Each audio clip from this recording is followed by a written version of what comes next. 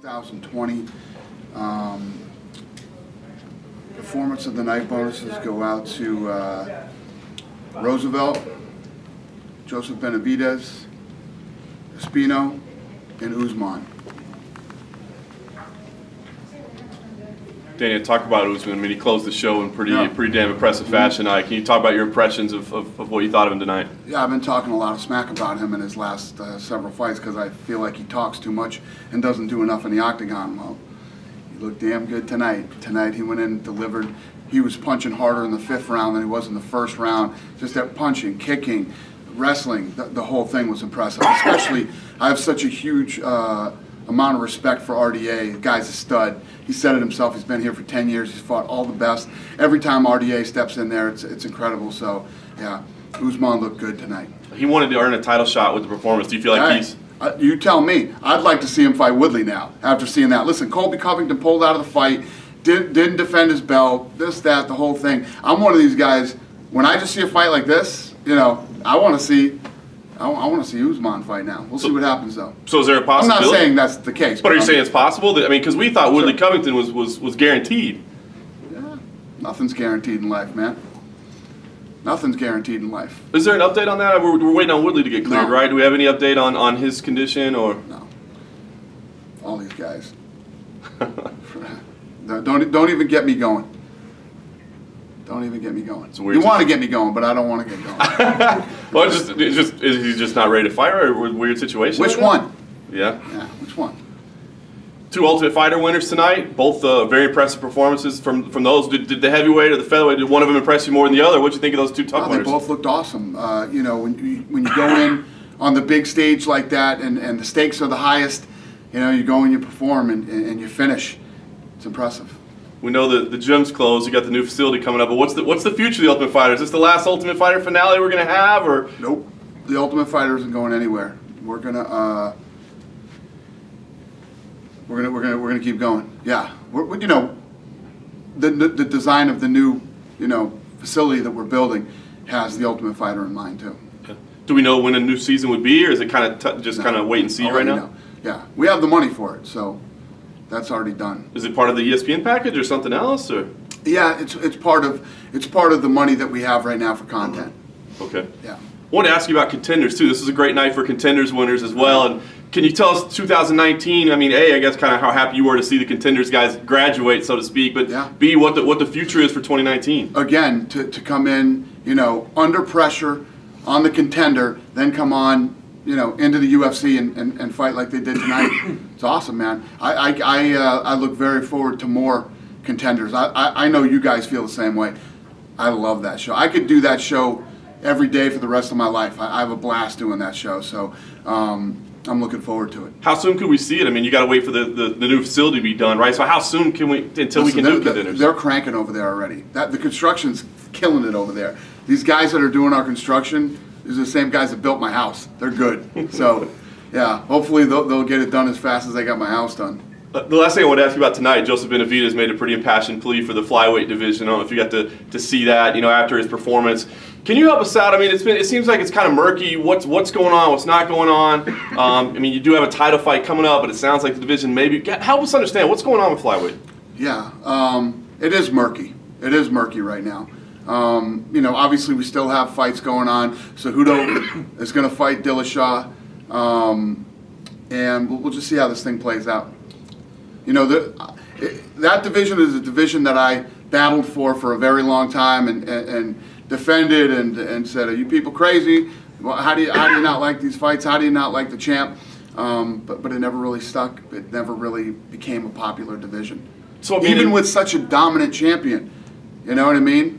Even with an incredibly dominant champion, it didn't do it. So is it safe to say it is going away at some point, or you're still kind of... Anybody else ask questions here, or are you running this whole thing? Oh, I'm kind of running it. I'm just checking. That was the last thing I had for tonight. But yeah, no, we'll see how this thing plays out. But there's guys, even if it goes away, guys like Benavidez and guys like that could move up a weight class too, because a lot of those guys cut a lot of weight. When you say we'll see what happens, is this if Cejudo wins?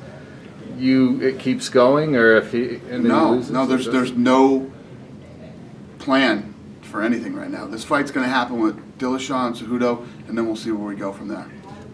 Have you been surprised, and with ratings with the flyweight division of how they've gone? What do you mean? Do you think they'd be higher, bigger interest with Demetrius, with such a a great champion? Yeah, you would think so. You would think so, but it never happened. They never pulled ratings. They never pulled pay-per-views. It wasn't wasn't what it should have been, in my opinion. What do you think it was that kind of? I don't know. I can't put my finger on it, to say that people who are true fight fans don't like smaller guys or don't like. I mean, Demetrius Johnson got to a point where he would literally go out and make himself finish people, and the guy was talented and everything else, but just never stuck.